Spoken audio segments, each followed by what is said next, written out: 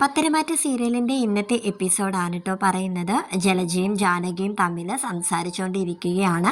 വേറൊന്നുമല്ല, MD സ്ഥാനം അനിയെ ഏൽപ്പിക്കുന്ന കാര്യത്തെപ്പറ്റി പറഞ്ഞായിരുന്നു അനന്തപുരി തറവാട്ടിലുള്ള എല്ലാവരും. മുത്തശ്ശനാണ് ആ ഒരു തീരുമാനം എടുത്തത്. പക്ഷേ അനിക്കാണെങ്കിൽ ആദർശേട്ടൻ ഇരുന്ന ആ ഒരു കസേരയിൽ തനിക്ക് ഇരിക്കാനായിട്ട് വിഷമമുണ്ടെന്നും എനിക്കതിലൊട്ടും തന്നെ താല്പര്യമില്ലെന്നൊക്കെയാണ് അനി പറയുന്നത് കേട്ടോ. അപ്പോൾ ജലജയാണെങ്കിൽ പറയാണ്, ജാനകിയോട് പറയാണ്, എടി അബി പോലും ആ ഒരു കസേരയിൽ ഇരിക്കാൻ എന്തുമാത്രം കൊതിച്ചിട്ടുണ്ടെന്ന് അറിയാമോ? നിൻ്റെ മകൻ നല്ലതുപോലെ ഒന്ന് ആലോചിക്കാൻ പറ. എത്രയോ പേര് കൊതിക്കുന്നതാണ് ആ ഒരു സ്ഥാനത്ത് ഇരിക്കാൻ എന്നൊക്കെ ജാനകിയോട് ജലജ പറഞ്ഞുകൊണ്ടിരിക്കുകയാണ് കേട്ടോ. അപ്പോൾ ജാനകി പറയുന്നുണ്ട്, എനിക്കറിയാം നീ ഇപ്പോൾ ഇതൊക്കെ എന്നോടിപ്പോൾ ഇങ്ങോട്ട് ഇങ്ങനെ പറയുമെങ്കിലും മാറിയിരുന്ന നീ ഞങ്ങളുടെ കുറ്റവും പറയും. എനിക്കറിയാം നിൻ്റെ സ്വഭാവം എന്നൊക്കെ ഇങ്ങനെ പറഞ്ഞുകൊണ്ടിരിക്കുമ്പോൾ തന്നെ ദേവയാനിയും അവർക്കിടയിലേക്ക് വരുന്നുണ്ട് കേട്ടോ. അങ്ങനെ അപ്പോൾ ആ ഒരു സമയത്ത് തന്നെ അനി ബൈക്കിൽ വന്ന് ഇറങ്ങുകയാണ്. അങ്ങനെ അനി മോനെ നിൽക്കെന്നും പറഞ്ഞിട്ട് ദേവയാനി അനിയോട് പറയുന്നുണ്ട് കേട്ടോ, മുത്തശ്ശൻ പറഞ്ഞ കാര്യത്തെപ്പറ്റി നീ നല്ലതുപോലെ ആലോചിച്ചോ എന്നൊക്കെ പറയുകയാണ്. അപ്പോൾ അനി പറയുന്നുണ്ട്, ഞാൻ ആദർശേട്ടനെ കണ്ടിട്ടാണ് വരുന്നത്. എനിക്ക് ഒട്ടും താല്പര്യം ഇല്ല അമ്മായി ആ ഒരു കസേരയിൽ ഇരിക്കാനായിട്ട്. അത് ഞാൻ മുത്തശ്ശനോട് നേരിട്ട് പറയാൻ പോവാന്നും പറഞ്ഞ് പോവാണ് കേട്ടോ. പുറകെ ജാനകി പോകുന്നുണ്ട്. ജാനകി ആണെങ്കിൽ അനിയോട് പറയുന്നുണ്ട്, എൻ്റെ മോനെ നീ ഒന്ന് നല്ലതുപോലെ ഒന്ന് ആലോചിക്കുക. നീ ആ ഒരു കസേരയിൽ ഇരിക്കുന്ന ആ ഒരു ഇത് ഞാൻ എന്തുമാത്രം സ്വപ്നം കണ്ടിട്ടുള്ളതാണെന്ന് അറിയാമോ?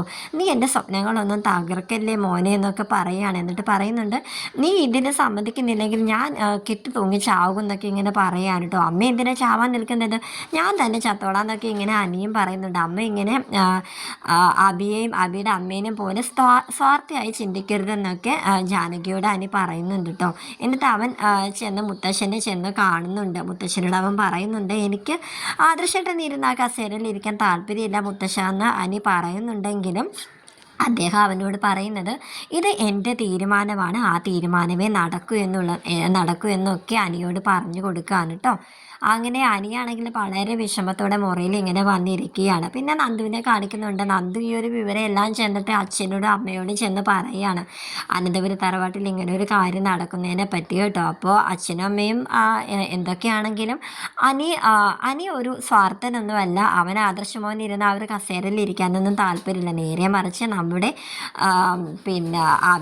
നമ്മുടെ വേറൊരു മരുമോനുണ്ടല്ലോ അബി, അവനോട് വല്ല ആണിങ്ങനെ പറഞ്ഞിരുന്നെങ്കിൽ അവൻ ചാടി കയറി ഇരുന്നേനെന്നൊക്കെ ഇങ്ങനെ പറയാൻ കേട്ടോ നന്ദുവിനോട്. അങ്ങനെ നന്ദു പറയുന്നുണ്ട്, ഞാനൊന്ന് അനിയനെ വിളിക്കണം, അവൻ ഭയങ്കര വിഷമത്തിലാണ്. എല്ലാവരും കൂടി അവൻ്റെ തലയിൽ എല്ലാ ഭാരവും കൂടി എടുത്ത് വെക്കുന്നുണ്ട്. അവൻ ഭയങ്കര ഇതായിട്ടിരിക്കുക എന്നൊക്കെ ഇങ്ങനെ പറയുകയാണ്. അപ്പോൾ അച്ഛനമ്മയും പറയുന്നുണ്ട്, നീ എന്തിനാ ഇനി ഇതിൻ്റെ പേരിൽ അവനെ വിളിക്കാൻ നടക്കുന്നത്? അതിൻ്റെ ഒന്നും ആവശ്യമില്ല എന്നൊക്കെ പറയുകയാണ്. അല്ലെങ്കിലും പലരും ഞങ്ങളോട് പറഞ്ഞിട്ടുണ്ട്, നിങ്ങൾ പല സ്ഥലത്തായിട്ട് മീറ്റ് ചെയ്യുന്നുണ്ടെന്നൊക്കെ ഞങ്ങളോട് പറഞ്ഞിട്ടുണ്ട്. പിന്നെ നിന്നോട് അത് ചോദിക്കാഞ്ഞിട്ടാണെന്നൊക്കെ പറയുകയാണ് കേട്ടോ. അങ്ങനെ നന്ദു പറയാണ്, പെട്ടെന്ന് ദേഷ്യത്തോട് പറയാണ്, അതെ ഞാനും അവനും തമ്മിൽ ഞങ്ങൾ സ്ഥിരം കാണാറുണ്ട്, ഞങ്ങൾ കൈയും പിടിച്ച് നടക്കാറുണ്ട് എന്നൊക്കെ പറഞ്ഞ് അവൾ ദേഷ്യത്തോടെ മുറിയിലോട്ട് കയറി പോവുകയാണ് കേട്ടോ. അങ്ങനെ അച്ഛനമ്മ ഇങ്ങനെ ചിരിച്ചുകൊണ്ട് ഇങ്ങനെ നിൽക്കുകയാണ്. പിന്നീട് അനന്തപുരി തറവാട് വീണ്ടും കാണിക്കാൻ കേട്ടോ. അവിടെ എല്ലാവരും കൂടെ പ്രഷർ ചുമത്തിക്കൊണ്ടിരിക്കുകയാണ് അനിയുടെ നേരെ.